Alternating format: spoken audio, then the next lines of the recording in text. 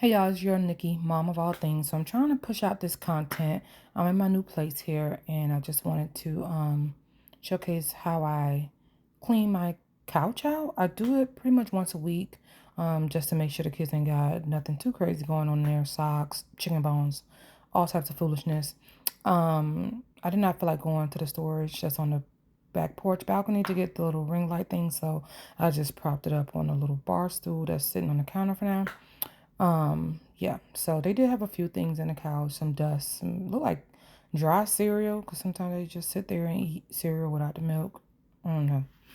But I don't know if y'all noticed or if I told y'all from the previous videos, I spent $100 on this couch, got it from the thrift store, and oh my God, would you look, Dollar Tree, Febreze, or not Breeze, whatever you want to call it, the off-brand fabric softener, child, that top don't never stay on. It's one came off as soon as we checked out at the store. They had to get us a new bottle.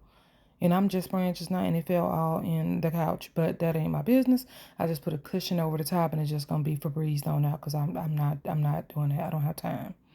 So this is just me putting the cushions back.